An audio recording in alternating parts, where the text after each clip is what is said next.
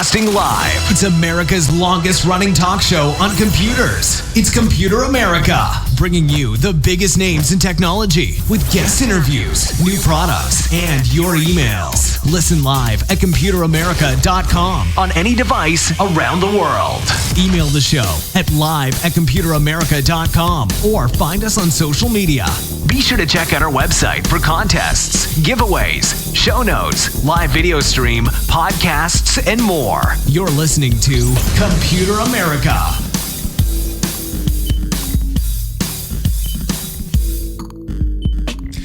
Hello and welcome everyone into the Computer America Show. We are the nation's longest running, nationally syndicated radio talk show on computers and technology. Everyone, how you doing? Welcome on to the program. Today on the show, for the entire segment, we have computer and technology news, but we are going to be joined by a guest. And for long-term listeners, you know exactly who it is. For everyone else, it's going to be Mike Cermak, owner-operator of techguy.org. Of course, that is our go-to place for tech support and tech support forums. And if you have a problem, if you have an issue, or hey, if you're just looking to socialize, there's no safer way than through the internet, unless they start asking for your credit card. But that's not exactly how it's done over at Tech Guy. And we are really looking forward to talking with Mike once again. But before we get started, everyone, computeramerica.com. That's all you need to know, because that is exactly where you'll find past shows, future shows, the show notes. If you can't catch us live on IRN, then you can of course catch us on the podcast, wherever podcasts are heard. Let's see. So also social media links, contest updates, all that and more. And right there at the top, if you really want to link to our guest website, at the top, we have a tech support link, and that takes you to, well, none other than techguy.org. So, joining us at the last possible second, but that I know it's completely my fault because I didn't even send the link until minutes before, super prepared. But everyone, welcome onto the program once again, Mike Cermak. Mike, how you doing? I'm doing great. How are you doing today? Doing well. And it's another month. It's surprising how fast the year's going by, but yeah, happy to have you on. Thank you. Likewise, glad to be here. You do you still have all 10 fingers and toes? No firework accidents? So far, yeah. No, it was an exciting weekend, but not so much for that reason. Oh yeah, why is that? Scary time with Kaseya. Kaseya and Kaseya. So and that's actually one of the stories that I have here. I figured that would be up there. Yeah. Yeah, and I'm going to go ahead and send that over in the chat. Ignore all the formatting. But those are all the different links and one of them there. But we covered that a little bit, and I believe yesterday on the show we covered the fact that they took their ransom demand down from 70 million to 50 million, although that's what someone over at the Krebs Group kind of said. But I believe it still shocks me to this day that we have representatives from the hacking groups kind of talking like they're doing like a business. Proper organization, right? Right, like they're doing business. A lot of companies. And so and some people are insinuating that they bit off more than they could chew. I'm not the most familiar with Kaseya and kind of the services that they provide. From my understanding, they're hitting organizations obviously, it's their customers, but they service everything from daycare centers to grocery store chains, and I'm sure a lot more in between. Please, if you don't mind, shed some light onto kind of Kaseya, what they do, and what happened with this hack. Yeah, sure. So it's a pretty scary one. There was a similar one, I don't know, a month or two ago. I don't remember now, maybe a little bit more than that, with a system called ConnectWise. And was it through ConnectWise? Now I might be misspeaking. I'll have to look it up. But So what these tools are, though, they're called RMM tools, remote management. And Kaseya is a company that makes one called VSA. And they're used by companies like mine that do IT services for small businesses, small to medium businesses. Certainly mine's more the small side. But Kaseya is used for a lot of IT companies that then service other companies. And that's kind of the scary thing, is that this is the tool that we would use to go in and make sure updates are being installed or enforce security policies or see what that error message is that just popped up or whatever. So it has a lot of system level security on it. And for hackers to get into it at the Kaseya level, meaning that they suddenly have administrator access to thousands and thousands of computers in thousands of different companies is a really big, scary deal. Fortunately, it's not a program that I personally use in my company, but it could have been. If we use one similar to it, there's no reason. It's just dumb luck that it wasn't the one. Right. And it's a really scary circumstance. And in all of the MSPs, that's what companies like ours are often referred to as a managed service provider. We are the IT company for smaller businesses, and the technical term in a lot of areas is MSP. And there's groups of MSPs who talk to one another, and that was, of course, all the talk over the weekend is about this big hack, because a lot of them were hit by it. A lot of them. And to Kaseya's credit, when they discovered the hack, they were very quick of flipping off the switch. I mean, I don't know if they had a big red button that they pressed or exactly how it worked. That's the way I visualized it. But instantly, or not quite instantly, but very, very, very quickly, before it spread much further than it could have, they just shut down. And as a result, no one could use their Kaseya software to work on their customers' computers, which was a good compromise, though, to stop the spread of this hack. Mm-hmm. And there's still a huge one. The last number I heard was about 1,500 businesses that were infected. Yeah, and according to this article from Ars Technica, on Monday, Kaseya said that roughly 50 of its customers were compromised. From there, the company said 800 to 1,500 businesses that are managed by Kaseya's customers were infected, like you were saying. So they are, just a couple. Like it's pretty crazy that 50 customers were compromised, and that led to 1,500 businesses. And then this number saying that 1 million targets were infected in the attack. So even with that giant red bleeping button, still 1,000 computers or tablets or whatever systems actually qualifies as, 1,000 systems were compromised. Or I'm sorry, 1 million systems were compromised. Right. 1 million. Which is why that kind of a hack is so powerful. I mean, it's one thing to hack into a company, but if you can hack into the company that can get you access to and they cut it off pretty good. It only hit 50 of Kaseya's customers, only 50 MSPs.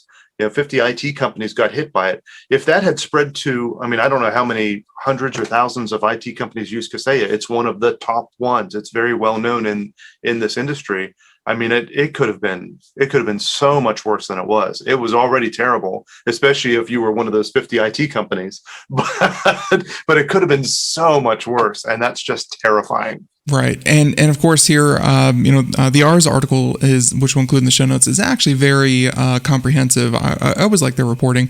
They are showing that the hackers have about 500 gigs worth of data, and that doesn't sound like a lot. You're thinking like it's like 10 movies.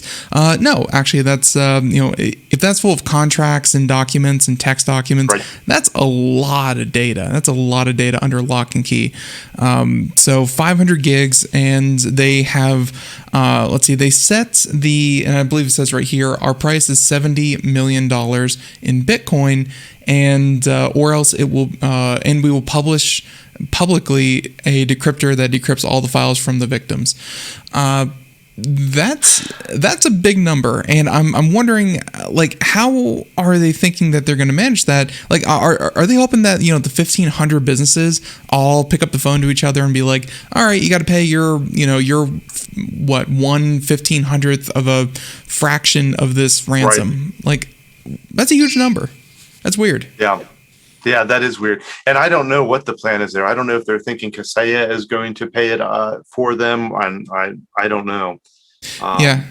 This other chart that we have here, that we have up here on the screen, I believe these are the, let's see, I'm sorry. On Tuesday, it was where 3 IT services in Germany that were affected. The map shows where security firm Kaspersky is seeing the infection. So I guess these were the countries most hit by these services. And it makes sense that, you yourself saying that this is one of the biggest players means that everyone in the US is using them. Looks like a lot of people in Italy are using them. And of course, countries in China, Australia, Brazil, Canada, Mexico, worldwide, kind of a ransomware attack going on.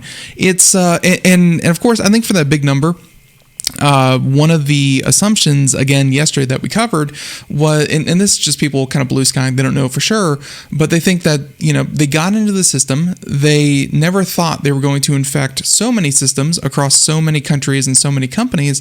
They were like, well, if we were expecting, a large, let's say, manufacturer and we were going to ransom, $2-3 million with this many computers, we're going to shoot for 70 million. Like, they never anticipated this, but they got it. It could be, I don't know. If they knew they were getting into Kaseya, I don't know. I mean, and we may never find out. I suspect this was pretty targeted. I think that they were trying to get into, it wasn't ConnectWise. I'm sorry, I misspoke. It was SolarWinds. SolarWinds was the last one. Yes. Oh, of course. Because their password was SolarWinds123, which, as it turns out, is not a great password. Mm-hmm. And I'm sorry to my friends at ConnectWise for that brain fart. Well, to be fair, and actually Google that a little bit, ConnectWise was hacked back in June 22nd, 2020. So I thought you were thinking last year. Gotcha. In Maybe June, that's what, we'll claim that's what I was thinking. There you go. But anyhow, what was I about to say about this? Well, so I think it was targeted. I think they knew they were hitting Kaseya. I think that they hoped for it to even be a bigger, worse attack than what it ended up being.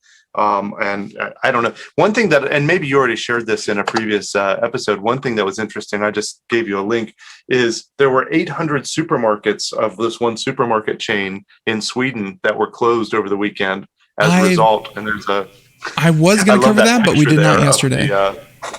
You say you did show that? No. That was one of the stories that we did not get to yesterday. Our interview ran long, but yeah, that's what I was kind of thinking of when it said that a kindergarten in Australia couldn't do operations, and then also grocery stores could not do operations. And I was thinking of there were 800 of them there in Sweden that were all closed down, and that's just one customer. I mean, that's just one customer of an IT company that had 800 locations. I mean, it's massive. And it makes you wonder, how much bigger can this get? We keep hearing about bigger and bigger and bigger attacks. And when the attack vector is something like this, where they don't have to hack each of these 1,500 companies, they just have to attack the tool that they all use. There's nothing that co-opted wrong in this scenario, right. And even so, I mean, it only took such a small slip up, and there's a chart here that Ars is putting up, and they're talking about how this actually was carried out. More to your point, they were saying surgical precision, which will mean is targeted. According to Cyber Reason, the criminal organization gained access through, and you please feel free to kind of step in if this doesn't sound right or anything like that. But anyways, first gained access to targeted environments and then used the 0-day in the Kaseya agent monitor. So I guess there was an unpatched flaw that no one knew about to gain administrative control over the target's network after writing a base 64 encoded payload. They named it agent.crt and dropped. The dropper executed it. So it sounds like they created a little RunMe file and let everyone's environments kind of run it. Blah, blah, blah. They said that they used a Windows trusted certificate that uses the registrant name PB03 Transport Ltd, and by digitally signing the malware, attackers were able to suppress many security warnings. So it sounds like they, these updates normally, I assume they're, kind of signed by third parties, kind of this is a verified signature. The hackers verified their own hack, and the system just kind of ran with it, because it saw that it was certified, right. So on and so forth. There you go. And then they were in the system, and they had all these different environments, which I assume all these environments are the clients. That's their systems, and they were able to run these things. And also something called side loading, which I've only heard for phones, but they were using a technique called side loading to also get around a lot of security systems. Very sophisticated, and like you said, very targeted. Yeah, very targeted, and it's the scale of it is the scariest part. Just how quickly you can suddenly have, Well, and like the scale is one thing. I mean, obviously they were there to cause disruption, but it also puts into perspective, like you said, SolarWinds, where hey, this is 1,500 organizations. SolarWinds, you were looking at 18,000 organizations. There's a reason that SolarWinds, officials are saying that that's going to be the biggest hack, kind of that we know of. It's, and really this one is already up there with Equifax and, just kind of hacks to know. They're getting bigger. And what we've been saying on the show, Mike, and this obviously would concern you because this is kind of your day job, it doesn't really matter what you do nowadays. It doesn't really matter, back in the day it was, if you handle money, if you're a bank, if you are a credit card payment system, hey, money's money, you want money. Nowadays, it's more how big are you? How many computers do you have? How essential are you? And then they'll wring money out of you that way. So you don't even have to be like financially related or anything. No, now it's all about disruption. It's all how much damage. And so, yeah, I'm sure that any number of your clients could start, being targets. Yeah, you're right. And the thing is that when they are targeting a tool like this, then they don't even have to waste their time targeting each business that they're infecting, much less each computer. Like it used to be, if you wanted to infect 1 million computers, it took some effort to do that, or you would have to find an exploit in an operating system, which there are some. Or did you have to put up some kind of seedy video on LimeWire? Yeah, it was hard. Right, exactly. Right. the latest hit. Check out this awesome MP3 file.exe. Yeah, exactly. Right. But it's much harder to do that today. But now you get into one of these, and I would not be surprised if the numbers at Kaseya end up being higher than what we've heard so far. And I wouldn't be surprised if we have another tool in another month that gets hacked in a similar way. They hold so much responsibility, these companies that put out these tools, and whenever they put out the tool, inevitably they need to send updates for them, and when they do it, they need to self-sign them saying, okay, we checked this code, it's good to go. They need to crack down on their checks and balances there, and not use passwords like SolarWinds 123 for the source code. And we don't know what happened here, or I don't know what happened here yet. I'm sure someone has figured it out, but that's what I was kind of talking about, where that whole thing with the flow chart and the dropper and that whole thing. Like they said they had a 0-day specifically for Kaseya software. So yep, right. But what the details of that 0-day are, who knows if we'll find out what that is. But whatever it is, it doesn't much matter.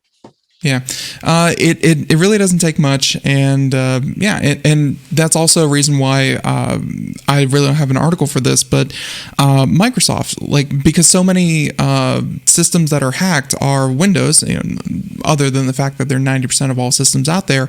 Windows said that their Windows 11 isn't going to run on anything made before 2017, 2018, which was back when it was Afterburn or whatever those kind of hardware level hacks or security flaws were happening.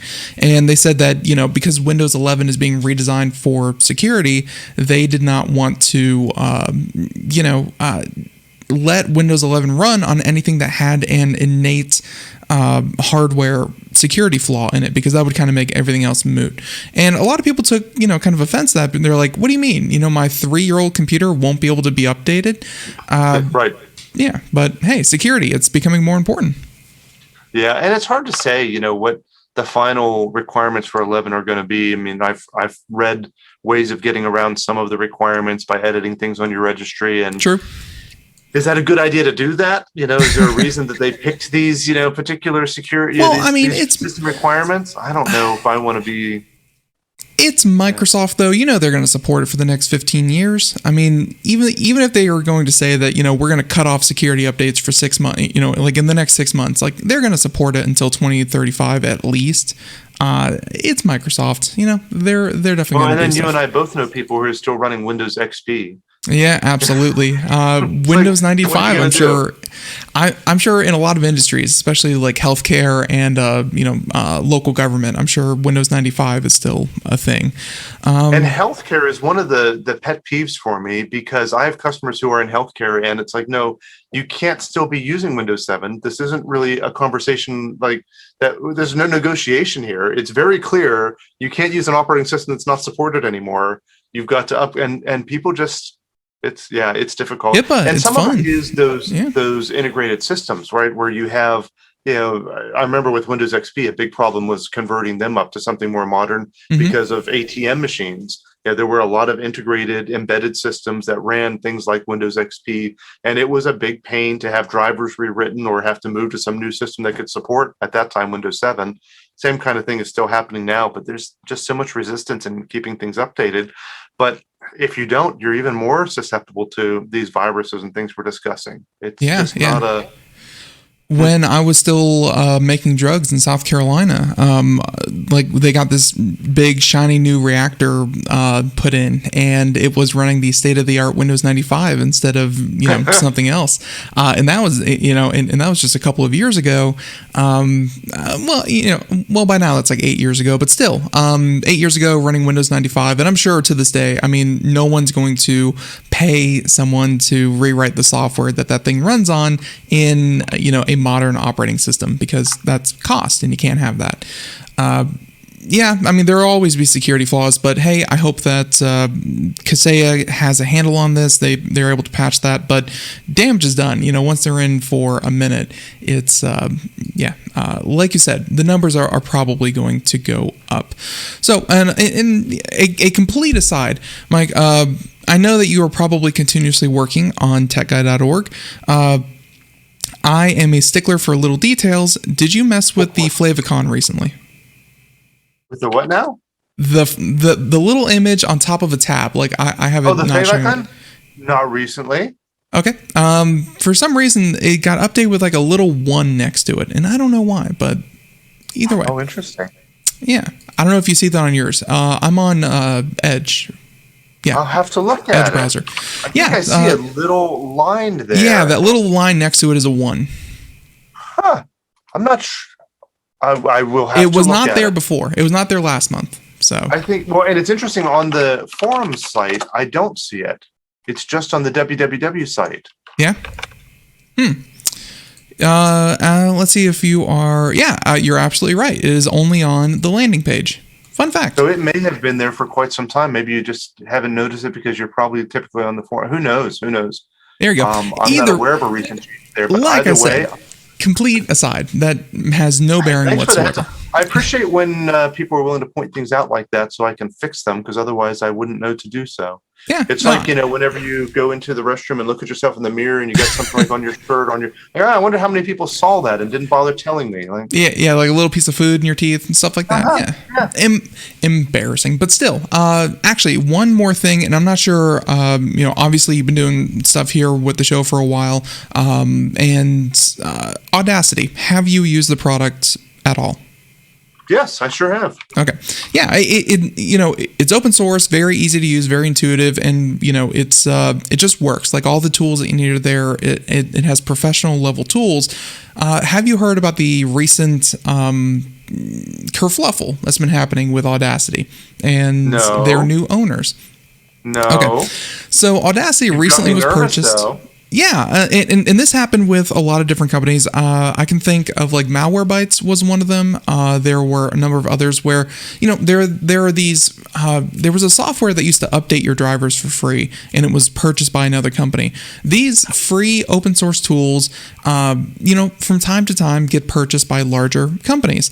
And let's see, I believe this is the Muse Group's acquisition of Audacity in April. They take this product that is widely used, has a lot of users, has built up a lot of credibility in the industry, and then the company comes in and buys it. And, I'm sure that the people who worked at Audacity and, or at least were managing the project and sold it to the company, I'm sure that they were told, we're going to keep it open source, we're going to keep it working, no one's going to not be able to use this kind of thing, we're going to give you the funding to continue to work on this. Like, I'm sure that they had the best of intentions when selling Audacity, but when it comes to selling a product, the company is going to try to make is going to try to make money at some point. So companies do. Yeah, and so the Muse Group, which also owns MuseScore and Ultimate Guitar, so it makes sense that they would purchase Audacity as well. They said that they wanted to start collecting details about its users, and that included, and I think that they kind of copy and pasted, Mike. the terms of service, and the terms of service are so boring to read, and I'm sure they're even more boring to write, that the vast majority of them, I'm sure, are copy and pasted from, different resources. Anyways, they said that they wanted to collect, users' operating systems, processors, country based on IP addresses, crash reports, and non-fatal error messages. That was after the terms of service said that they wanted to collect, even more, including like email addresses and so on and so forth. Does any of that sound outrageous? Because honestly, that didn't sound that bad to me. Like that sounded pretty that part doesn't standard. Scare me too much. That seems reasonable. Now, especially if you're asking for permission to get those crash reports, I would want to get crash reports for my app. And I think the outrage that was happening, they made them switch from opt-in or from opt-out to opt-in. So now that whole system is opt-in entirely. So, yeah, it's honestly, that didn't sound too bad, and they were concerned about, I think, a line.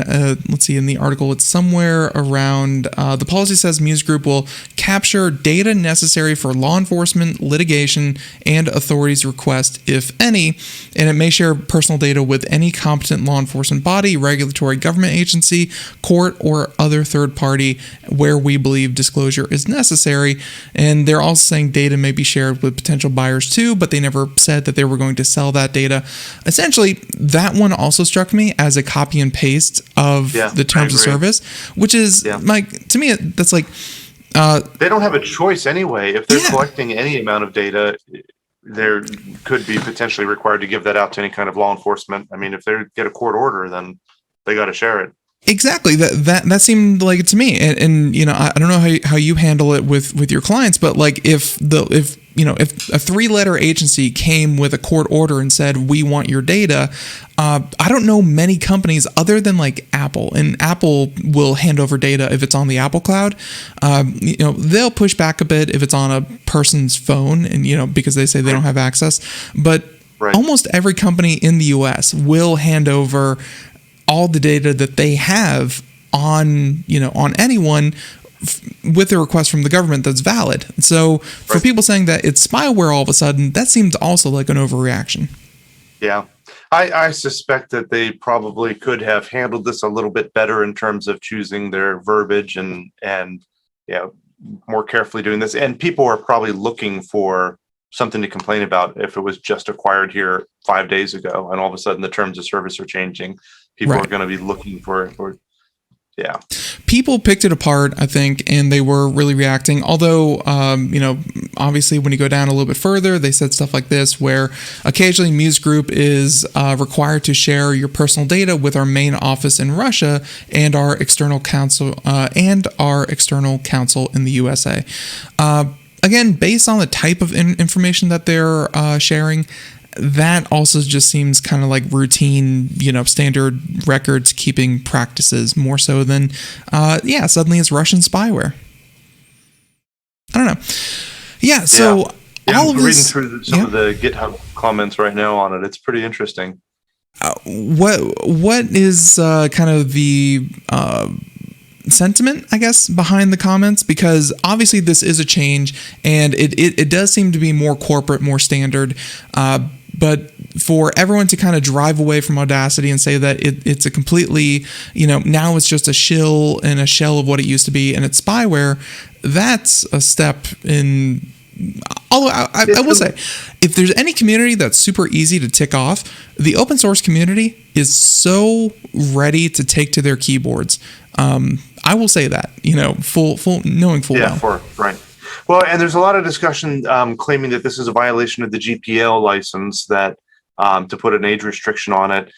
I'd have to read the GPL license. I don't know if that's, I'm sure that it's supposed to be kept open. That's the whole point of GPL.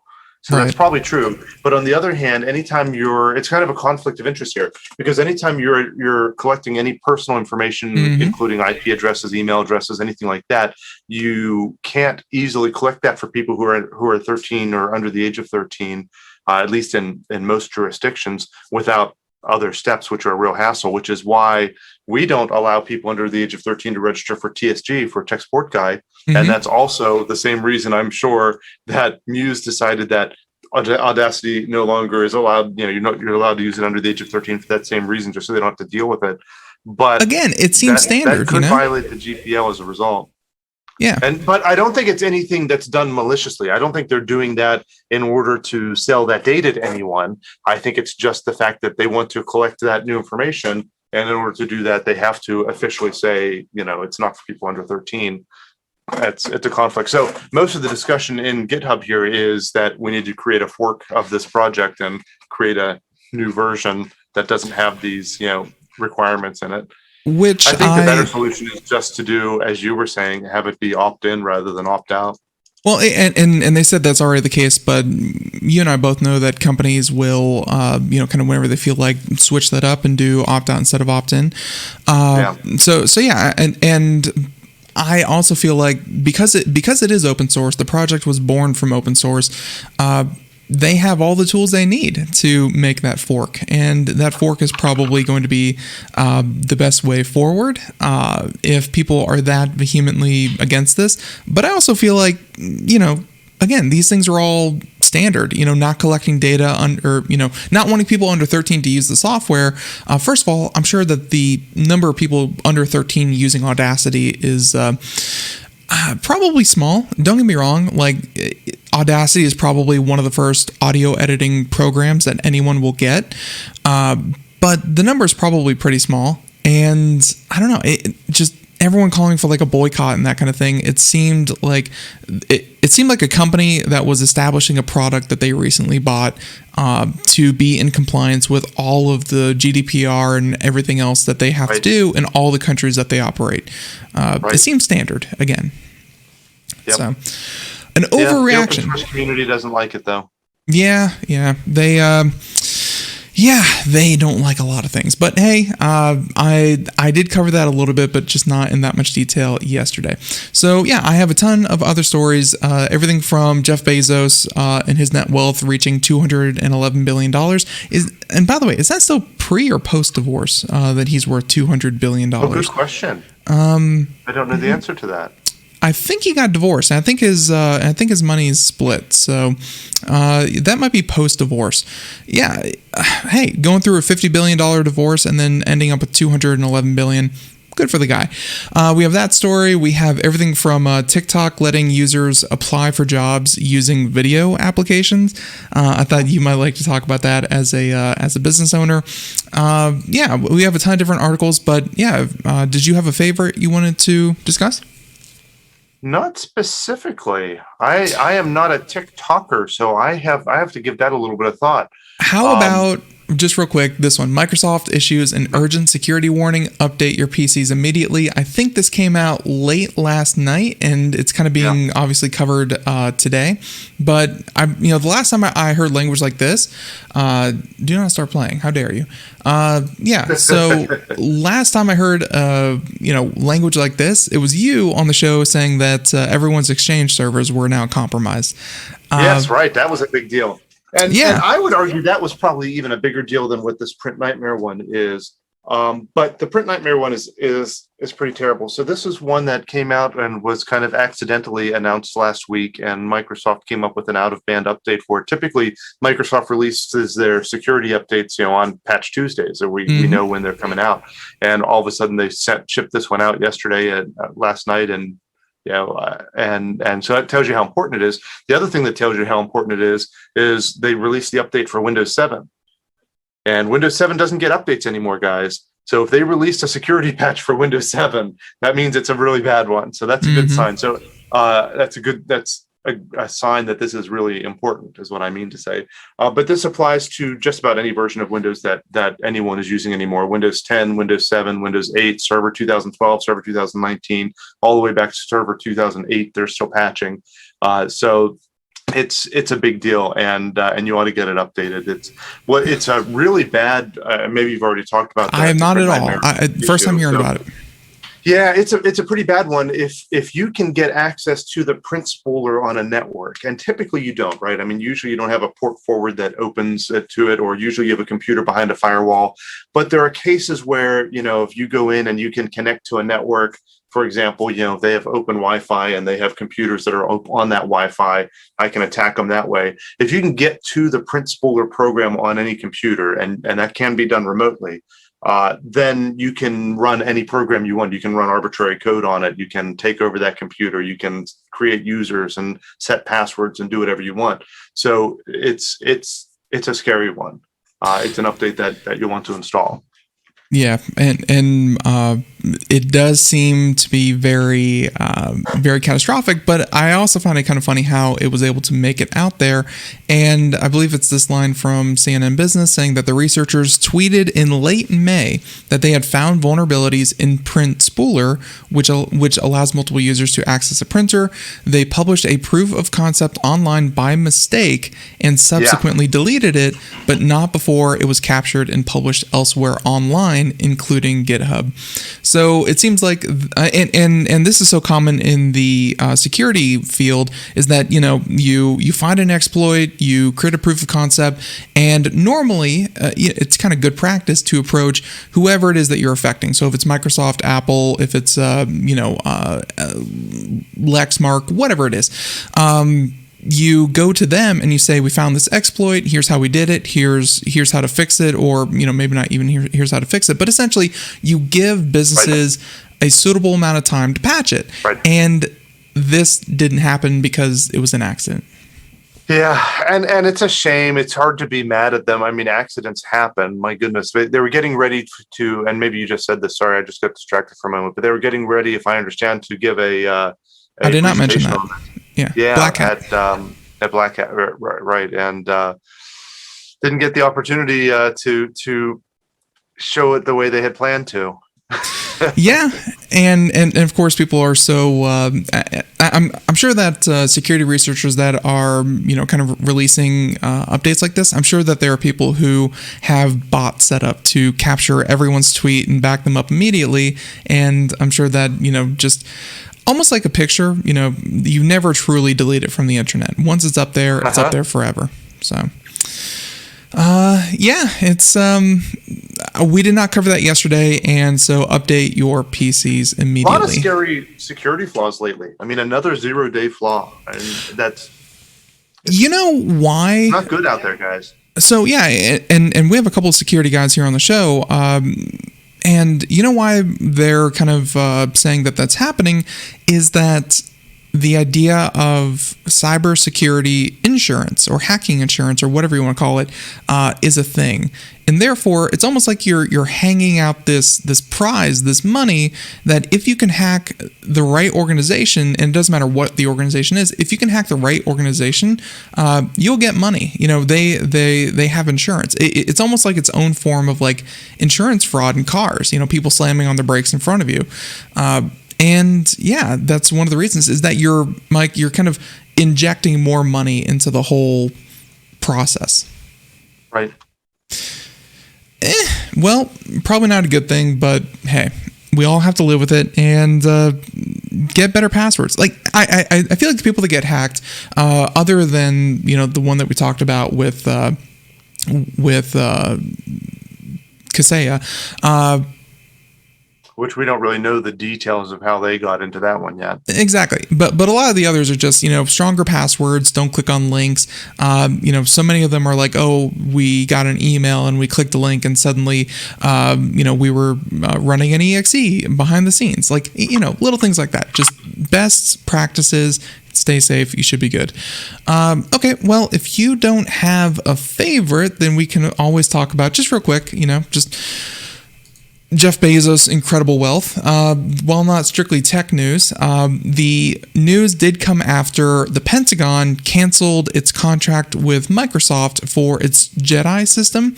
And of course, anything to do with military and tech companies.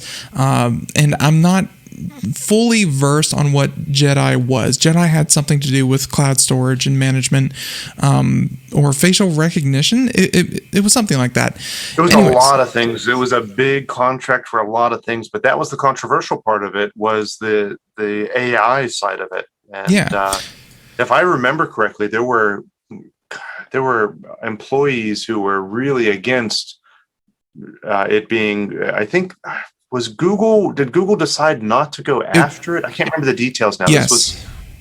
Yes. Is that right? Is that the one I'm thinking of? That because there was Google so pulled much back. Pushback because it was such a controversial thing. Their employees didn't want to work on it. Yeah. And then of course and then it was between Amazon and Microsoft to get the contract. And a lot of people were pushing Amazon because Amazon, of course, has their own facial recognition and AI system. So I believe Amazon, their own employees, just like Google did.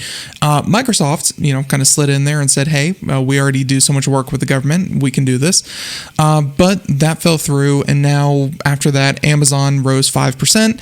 And when a $2 trillion company rises 5% overnight, the now retired, I believe he's still sitting on the board or something like that, but he officially stepped down as CEO like this Sunday. He's now worth $211 billion. And I guess now he has the time to actually try to spend a fraction of that. But it's pretty crazy. Oh, and actually, I take that back. It wouldn't be a show with you without mentioning Elon Musk. They said that the last time anyone in Bloomberg ranking neared this amount was in January, when Elon Musk briefly hit $210 billion, I'm sure through their spike. So Elon Musk was at $210 billion. That's crazy. Yeah, it's not doing well today. The stock dropped yesterday and again today. But and who knows what will happen, though, if they ever go public with SpaceX and with Starlink. I mean, it's hard to say. And then there was just the announcement where was it? I think it was who was launching themselves up into space. It was probably Branson, Richard Branson, yeah. who with Virgin Galactic. One of them, and then Branson announced he was going to launch himself into space, and then Bezos said, "Oh yeah, I will too." 2 weeks earlier, or something like that. Was that the way it went down? Yeah, it seemed kind of a little bit. Juvenile, the way it sounded. Maybe it was all planned out and it was just bad timing, but it didn't look good. But when you're I don't want to say like social circle, because I don't know how much these people socialize with one another. When they're like, because obviously I don't think you become a CEO of a company like this if you're not competitive. Like I think Elon Musk, Jeff Bezos, Richard Branson, I'm sure they're all super competitive. They don't have that much competition. So, you can only pick fights with so many people without, punching down. So yeah, it was childish, but maybe that's just their collective escape route. Is just they're all just going to launch themselves into space. Because you have to have a certain style, you have to have a certain personality to be in that position.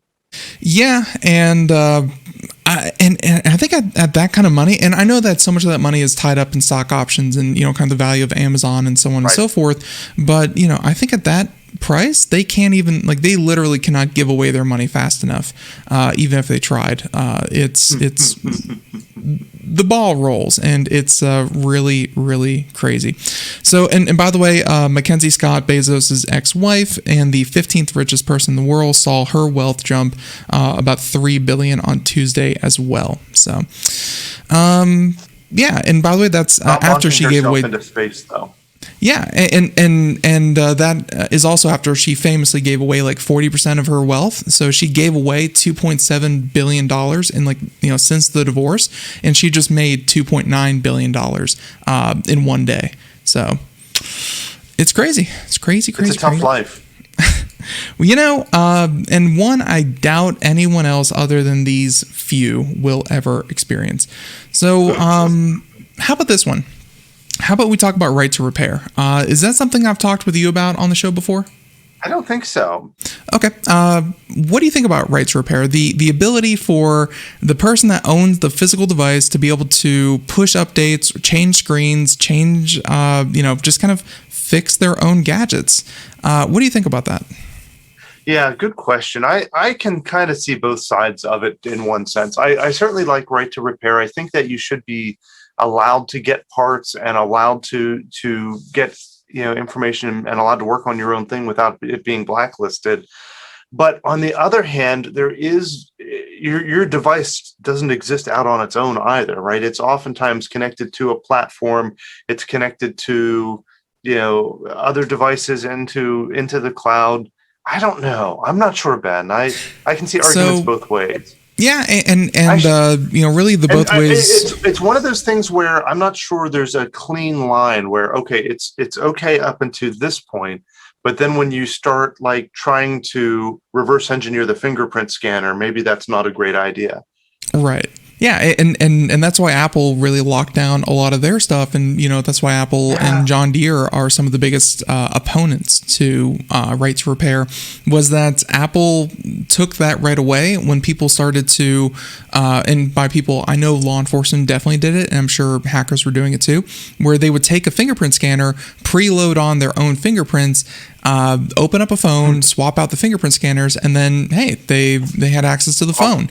Apple said, nope, you need to be a licensed Apple provider and you need to use Apple parts exclusively. And hey, that's where the right to repair and the right to use any part that you want kind of went away, because security is Mike, like you're saying, security is the opposite of the right to repair. That's how these things. A lot of these companies will use security as an argument when sometimes they have other reasons behind their yeah. And fingerprint scanners are one thing, but of course, what about phone screens where Apple, you had to use a licensed Apple phone screen to be able to use, some of the features in the phone, and that made no sense. And then, of course, there was this idea that you had to pay Apple technicians and send it, pay Apple their fee, so on and so forth. The other one, and the main one, I think, judging by the article in this sentence right here, saying that the executive order directing the U.S. Department of Agriculture to issue rules that, among other things, give farmers the right to repair their own equipment how they like. John Deere was always a surprising name to come up, but it's because, Mike, people were needing to fix their tractors, and like they were trying to essentially use other operating systems other than like the one that it was issued by John Deere, who they could push updates to and things like that. Essentially, John Deere was charging these farmers like thousands of dollars to fix or tweak the program, to fix their tractors, and the farmers were like, this is my, I paid $900,000. Farmers especially like to be do-it-yourselfers. They like to be able to fix the thing and get up and running. They don't want to have to pay the dealership to do it. Yeah, and they felt like they paid, their hundreds of thousands of dollars for their giant combine or tractor or whatever it is, and they should. Mine now. Yeah, exactly. And they know how to fix it. They have this other operating system, but they were blocked from doing that. So that's why you hear John Deere come up all the time. So it looks like the executive order is kind of stepping in here because, like you said, it's very easy to see both sides of the argument, but neither side has really won in the courts. And I remember doing stories about this back in like 2015, 2016. So here we are 5 years later, and still no clear-cut answer, after fighting through the courts. Actually, hey, I didn't even read the next sentence. John Deere added a clause to its end-user license agreement in 2016 that said only Deere-authorized technicians could make repairs that touched on software embedded in the tractor, which John Deere's argument was always that you bought the tractor, absolutely, but you did not buy the entire operating system. You did not buy the software that your tractor runs on. That's ours. And this, I'm sure, I think this came up with Tesla as well.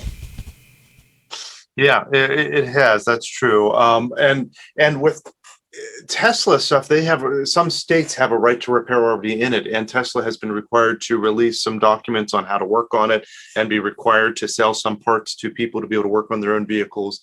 And I think that makes a lot of sense. But then Tesla's a great example because then you still have the connectivity thing, right? The car is still wirelessly cellular connected back to the mothership back at Tesla headquarters. But even more than that is that you're using the Tesla superchargers. You go out to one of these superchargers and plug in. Mm-hmm. And if I I repaired my car, you wouldn't want me to do that. But if I did that and I screwed up something in the charging infrastructure, it could be legitimately a safety issue. I mean, legitimately, I could plug in there and burn the place down or screw up their equipment. So I could almost see like, okay, sure, you can repair your own stuff, but unless you have us check it or certify it or have us do it, then you can't use our infrastructure. You can go out and do your own thing. But on the other hand, I've also heard the argument made about like, people can change their tires on their car. And, that's a potential safety hazard if you do it wrong and drive down the highway and it falls off and kills someone. But we don't require people to get that. So the same thing with repairing computers and phones that, you replace the screen on it and now the warranty is void. But, I don't know. You can make an argument either way for that. Did repairing the screen really cause that battery to fail? It's hard to prove it either way. Yeah, it's and by the way, since you said tires, this is more like a personal thing. Let's see if I can go full screen. What does this do? Not that. There we go. Hey, right there. So obviously the green screen. By the way, Mike, I am letting my brother borrow my car, which is always fun. He was driving down the road. He said he was going 60 down the highway, and I'm like, that's way too slow. How dare you? And then he sent me this and said that he actually blew a tire because he hit a pothole, and. Yeah, so he is a safety hazard. He's driving 60 on the highway. How dare he? He needs to go faster. And also make sure his tires are inflated properly. But still, that's not good. Just a side. But getting back to the whole right to repair thing, and I'm looking at some of these comments here on Ars Technica, and a lot of farmers read Ars Technica. Who knew? But like you said, people like to repair their own stuff, and there's rules going through in Europe as well that say that technology has to be more repairable as well. So I think this issue is getting attacked from both sides. One, that you can repair it, and two, that manufacturers make devices that can be repaired. Right.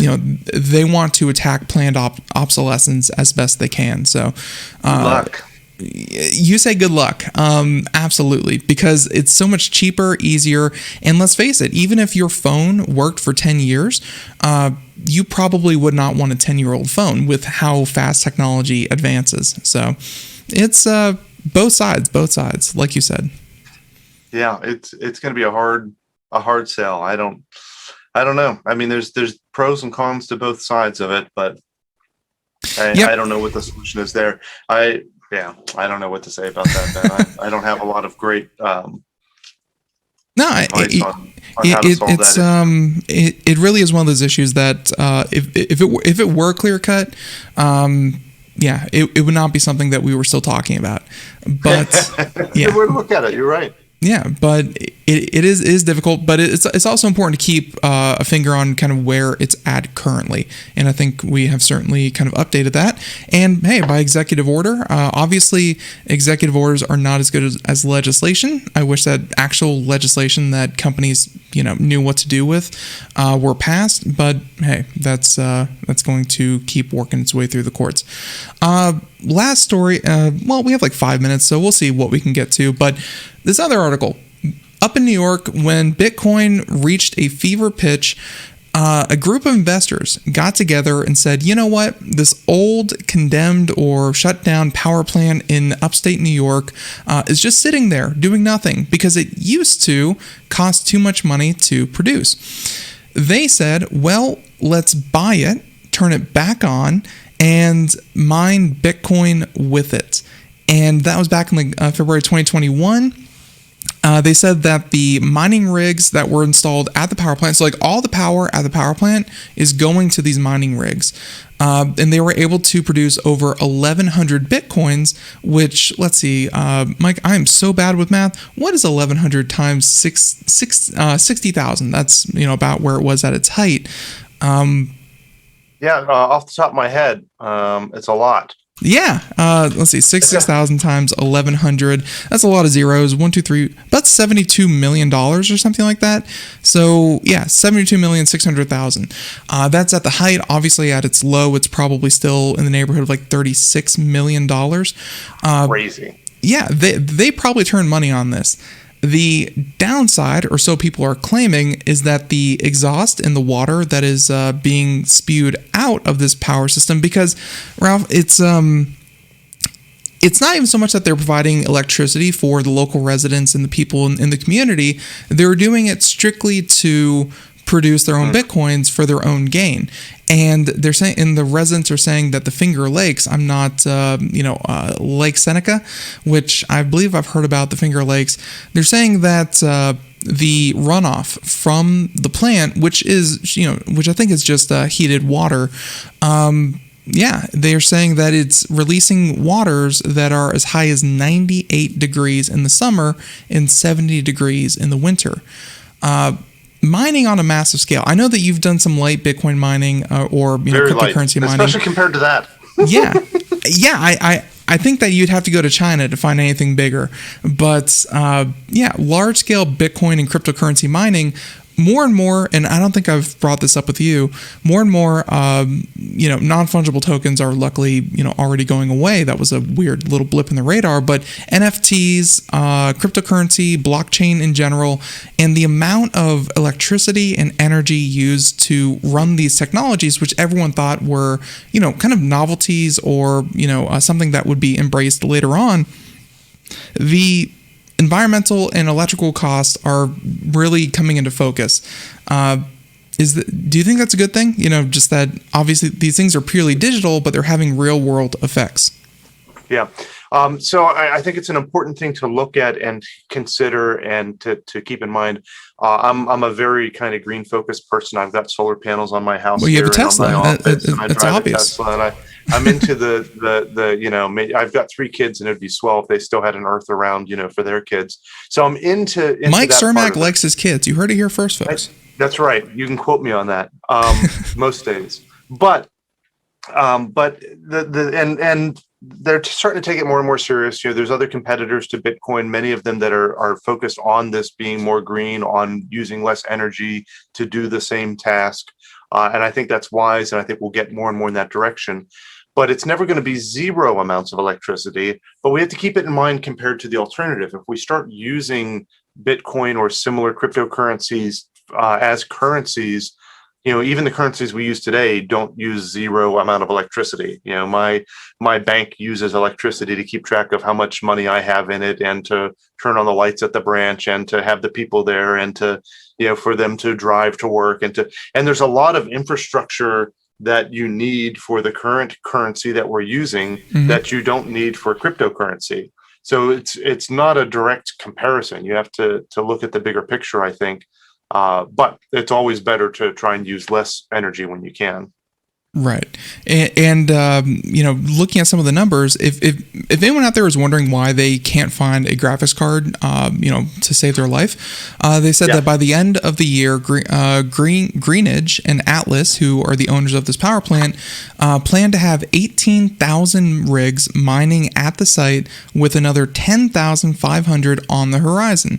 When Atlas plans for Greenidge are complete, mining rigs will consume 80% of the plant's rated capacity. And of course, they won't stop there. They're looking at other ways to, further increase the amount that they're mining. And Mike, since you were last on, I think the whole thing with China and their mining rigs happened. They had entire countries shut down their, what are they called? They're taking it seriously.